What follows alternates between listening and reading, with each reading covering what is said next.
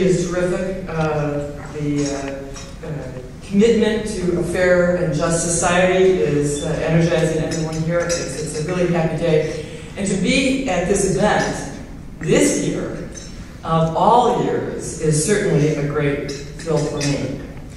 My wedding anniversary is June 26th.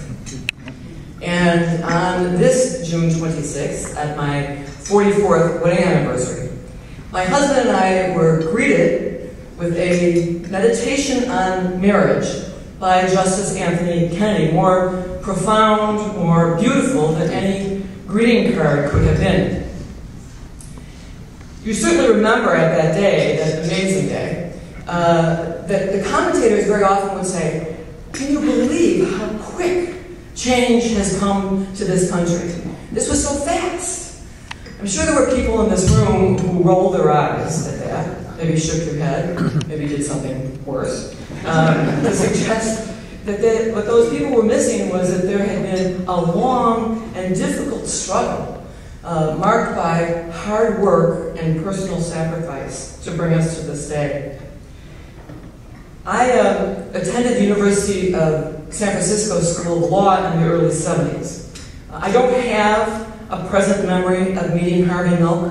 I like to think that I was at events that he was at. But I know that I was there when he made his really profound, again, political call to action. Telling people to come out to your parents. Let them know we are their children.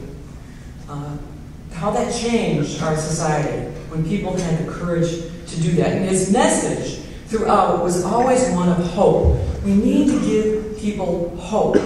Certainly, he laid the foundation for the time and place that we're living in today, as did the people who did not have hope. Those people who suffered, those people who had pain. Their sacrifice, too, was part of the decision of the Supreme Court. Certainly, organizations like this one had done the hard work of changing our society for a long time. Equality is an amazing organization. I was making this comment. I think some graduate students should just study how this organization has gone about organizing. It's so effective. It's so powerful. They organize not just the LGBT community, and certainly the equality has been able to do that, but I think what's really important is how equality has reached out to make allies, all of us here in this room.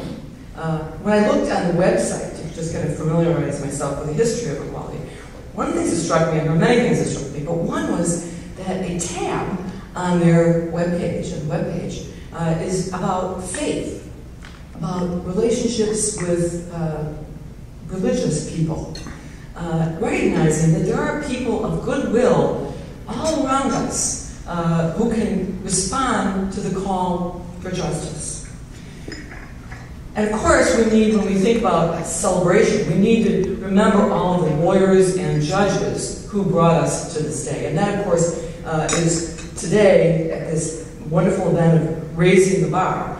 That's really the message that we should be thinking about, how lawyers and judges have brought about social change in our country. So if we think about that, is it a fair question? Bernard kind of suggested that. It's a really fair question to think about and talk about how the law and the courts fit into social change.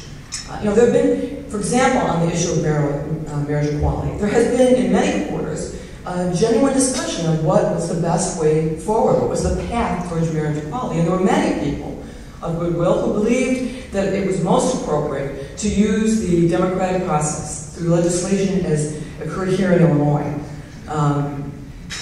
and not, in fact, go through the system of the courts. That tension of where the law and the courts fit in social change is a genuine discussion we should have.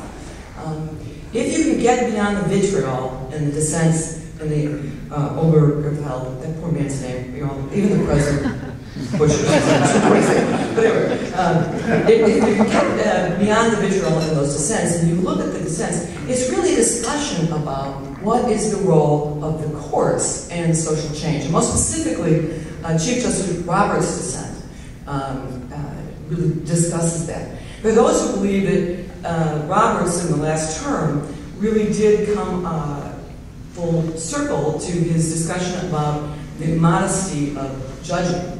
That his dissent in the marriage equality case certainly recognized that. But there are those who also say in the Affordable Care Act case, in the King case, his position was motivated by his concern that it would be inappropriate for a court to overturn a 1,000-page bill that in fact affects millions of people and billions of dollars in our economy over 4 words. That the court should not be engaged in amending that bill and changing society.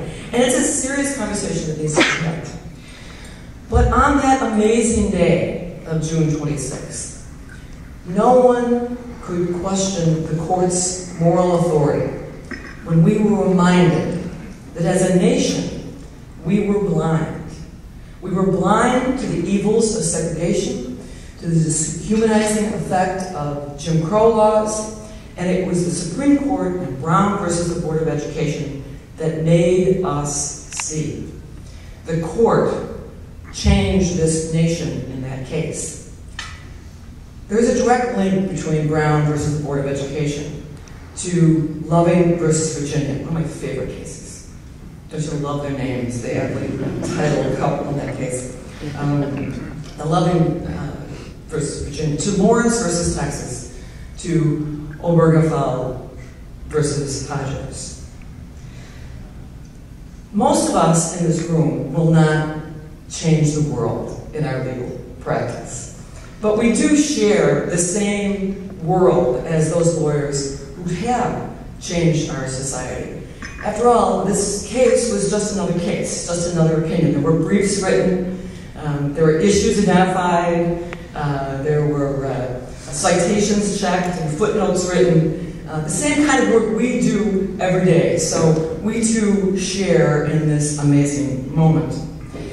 So it's a moment to think about why you went to law school. Why did you want to become a lawyer? And for the young lawyers in this room, it's a time to think about this really deeply as you are moving through law school. I think at some level, all of us decided we wanted to become lawyers because we wanted to use our skills to make the world a better place. We wanted to work for justice. And whether you're a law student or you've been practicing law for a very long time or you've been a judge for a very long time, you've probably already figured out that it's very easy to lose that vision of justice in the day in and day out grind of the work that we do. Checking citations is not very uplifting.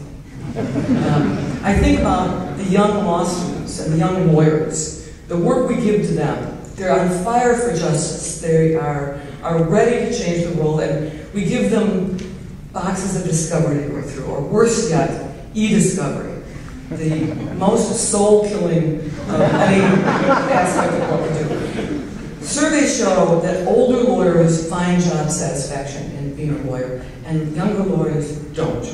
Why is that? I think it's because they feel a disconnect to the search for justice.